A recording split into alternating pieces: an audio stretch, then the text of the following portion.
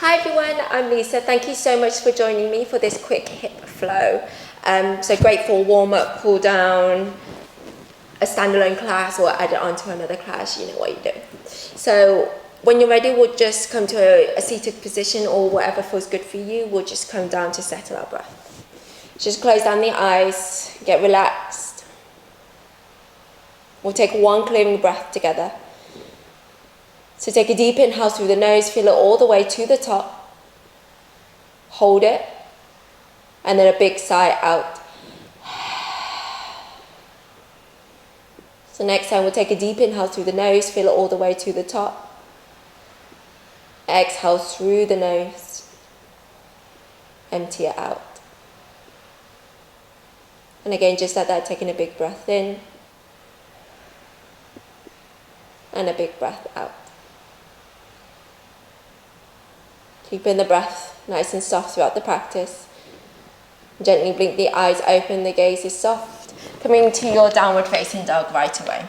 Hands about shoulder width distance apart. Have your index finger at least facing forwards. Grounding into the inner palms, tuck 10 toes under, lift your hips up and back. Upside down V. Remember, the sacrum is the highest point of the triangle, so you need that nice long spine. Okay? Bend into the knees if you're not getting that, if you're sort of rounding like this, which I see a lot of plank-like down dogs. Push the outer hips back behind you a little bit more. Keep pressing into the inner palms. Breathe.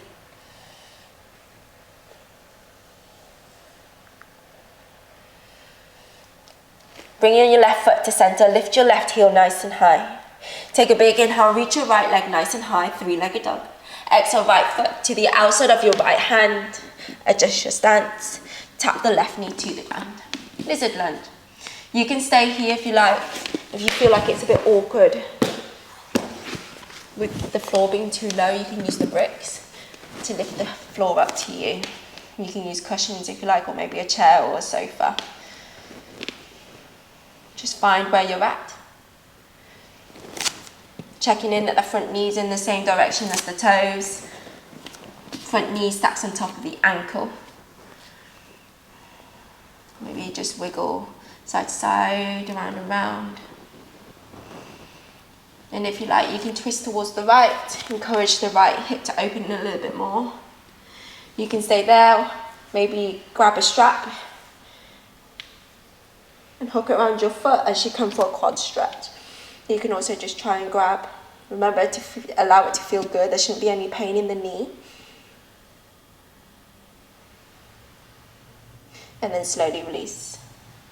Tuck the back toes under, scoot your right foot to center. Nice long stance as you spin the back foot down.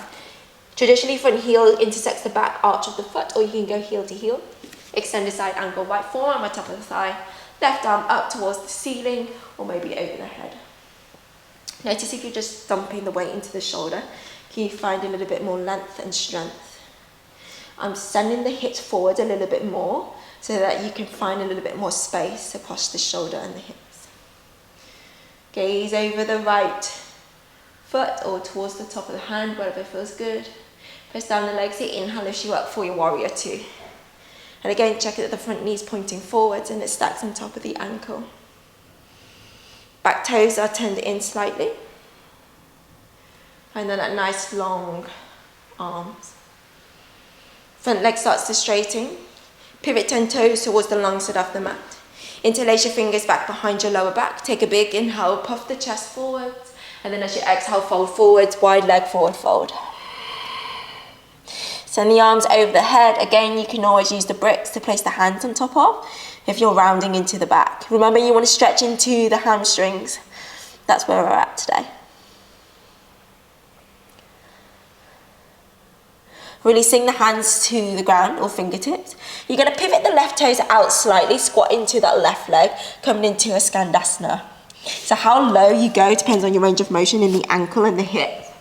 And then you can always turn the right toes up. Oh, my mic might have gone a bit funny then. Or you can spin it down, again, whatever feels comfortable for you. And you can always sit on top of a brick, or again, bricks are handy. I encourage you to always use them.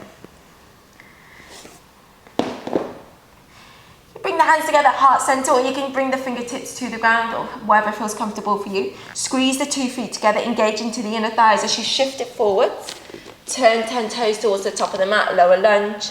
Tap the left knee to the ground as we come for pigeon pose. Right foot scooches over towards the left.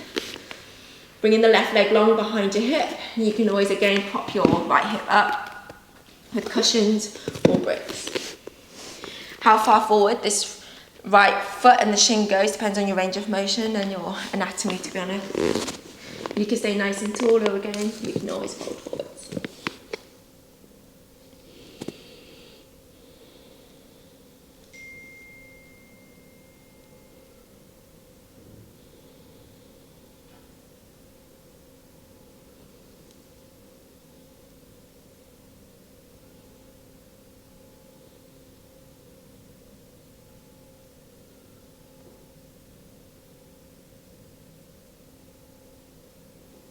Slowly come all the way up, ground the hands to the mat. 3-legged dog, right leg reaches up. Take a big inhale through the nose, exhale, cross the ankle on top of the left thigh, figure 4. Micro bend into that left knee, lift your left heel high as you pike the hips back behind you a little bit more. Thinking about sending your right knee towards the ground back behind you. Take one more big inhale, exhale, release downward facing dog. Taking a big breath in, and a big breath out. And again, if you need to bend the knees, I encourage you to do so. Right foot to center, lift your heels nice and high. As you inhale, reach your left leg up, 3-legged dog. Exhale, lizard lunge, step it to the outside of your left hand. Tap the right knee to the ground, and then find where you're at on this side. And again, use the bricks if you need to and it feels good in your lizard lunge. Wiggle it around. Rolling onto the outside of that pinky, the foot, so the pinky side, maybe encourage that left hip to open. You can stay there. Maybe you want to add in that quad stretch.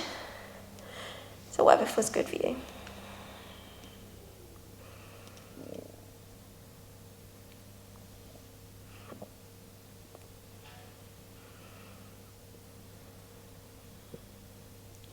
And then slowly release what you've got.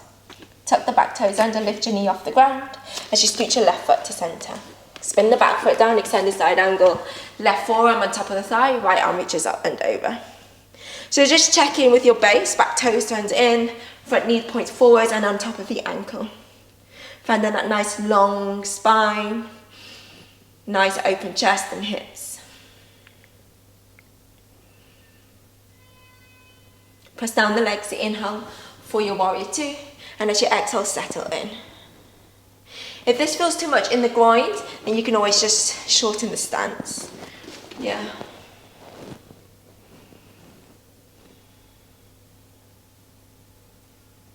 Beginning to straighten your front leg, pivot 10 toes towards the long side of the mat. Interlace your fingers back behind you, awkward thumb on top. Take a deep inhale, exhale, fold forwards, maybe take a different forward fold, completely up to you. Maybe pedal it out through the legs.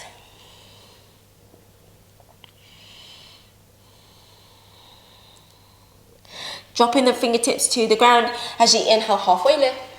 Exhale, turn the right toes out slightly, Skandasana into that right leg. So take whatever variation feels good for you. Make sure you can keep a bit of engagement in that left quad. Maybe you're sat nice and tall, rolling the chest nice and open. Then use your fingertips. Maybe you want to bring the hands together, heart center. Recruit into the pelvic floor, engage into the inner thighs as you shift it forwards towards the left leg. Pivot 10 toes towards the top of the mat. Lower lunge. Drop the right knee to the ground, scooching your left foot over towards the right, pigeon pose. Stay nice and high, adjust yourself as much as you need to, prop yourself as much as you'd like. And then just staying here for a few breaths.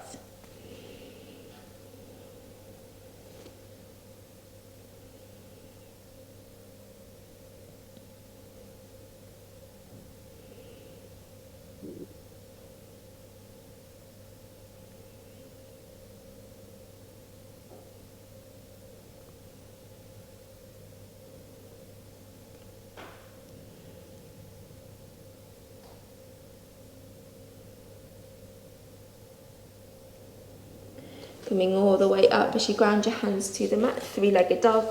Lift your left leg nice and high. Take a deep inhale, exhale, cross the ankle on top of the right thigh, figure four on the legs. Lift your right heel high as you lift your outer hips back behind you a little bit more. Breathe. And then release, downward facing dog.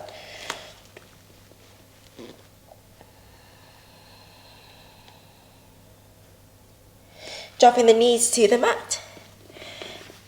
Child's pose. Sink the forehead into the ground. Really bringing the seat towards the heels. And if you find that you're too high up, and you're really awkward, I encourage you to prop yourself up by placing maybe a cushion or bolster in between the back of the thigh and the back of the calf. Maybe you want to bring a bolster underneath the chest, the head, whatever makes you feel comfortable.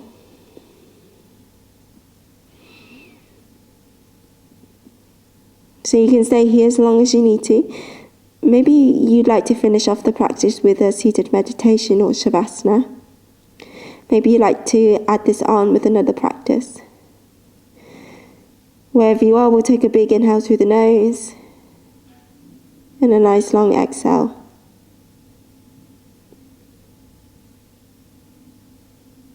Thank you so much for joining me. Namaste.